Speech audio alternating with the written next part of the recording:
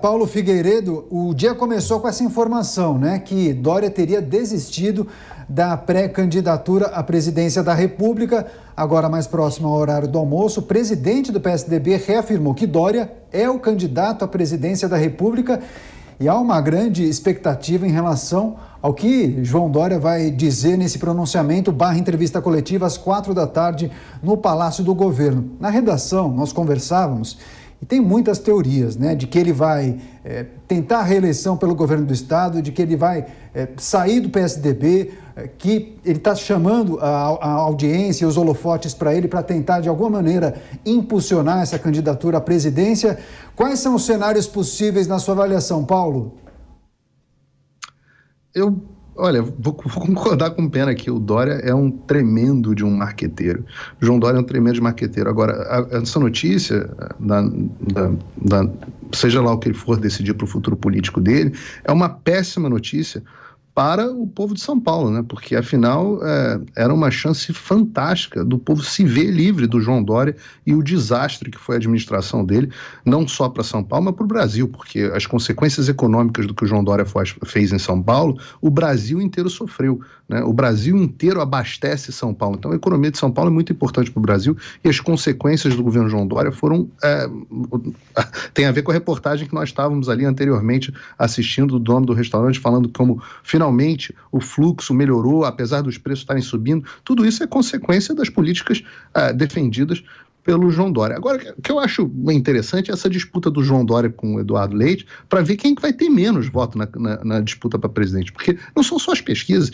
Eu não conheço, nunca ouvi falar de ninguém que vote no João Dória, né? Além das pesquisas, que óbvio a gente tem que ver com descrédito, ninguém nunca ouviu falar em alguém que votaria no João Dória ou até no próprio Eduardo Leite para presidente. Vão todos ali pontuar ridiculamente como pontuaram os candidatos de centro na eleição passada. Agora, o que eu acho interessante é que os traíras, aqueles que se abraçaram com o presidente Bolsonaro para aparecer no ciclo eleitoral passado, estão se revelando, né? O Sérgio Moro se revelando, enfiando a faca no Podemos, e parece que o João Dória não tem o menor melindre em enfiar a faca nas costas do Rodrigo Garcia.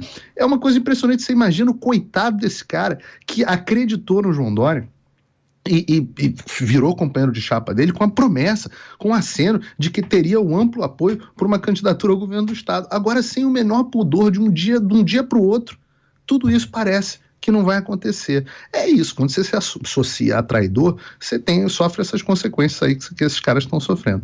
Paulo Figueiredo, queria fazer uma projeção contigo, porque na hipótese de Sérgio Moro e João Dória desistirem de concorrer à presidência da República, que nome, que figura poderia capitalizar essa lacuna deixada pelos dois? Porque tem uma parcela significativa da população que não se sente representada nem por Lula, nem por Bolsonaro.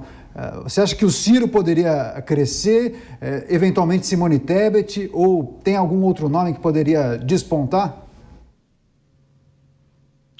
Não, talvez o Ciro Gomes herde um pedaço desse bolo, mas a verdade é que você tem aí uma disputa que é muito difícil que algum deles vá parar no segundo turno, simplesmente porque a população não quer. A população está dividida entre PT e o Bolsonaro. Essa é a divisão. E o que, aliás, tem a ver com a pergunta que vocês tinham feito ao próprio Pena, né? Por que a população tem tanta rejeição ao João Dória? E o Pena respondeu corretamente. Porque o João Dória é um marqueteiro e a população reconhece o que é falso. Ninguém aguenta mais o que é falso. Por isso que o Bolsonaro faz lá as lives dele, tosqueira, de tudo meio improvisado. A população reconhece, come farofa na perna. A população reconhece nisso uma pessoa autêntica. E o João Dória é o oposto da autenticidade. Talvez o Ciro Gomes, que parece uma pessoa mais autêntica, consiga capitalizar um pouco mais desses votos. Mas, ora, não existe cenário onde o presidente Bolsonaro tenha menos de 30% dos votos no primeiro turno na vida real. Não existe cenário onde o presidente Lula tenha menos de 30% dos votos também no primeiro turno. Acabou, não tem terceira via. É uma impossibilidade matemática.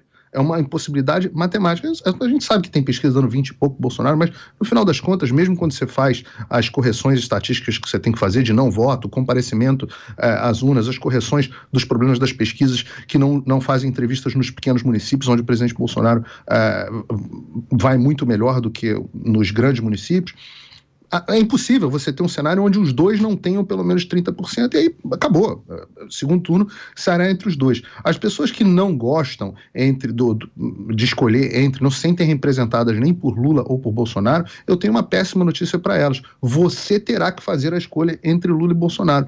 Você vai acabar tendo que se posicionar de uma maneira ou de outra. Se você quer aquele modelo do PT que mergulhou o país na maior crise econômica, no maior escândalo de corrupção da história, ou se você quer o modelo do presidente Bolsonaro, que, embora imperfeito, eu acho que é um avanço bastante significativo, inclusive do ponto de vista moral, ao que nós tínhamos anteriormente.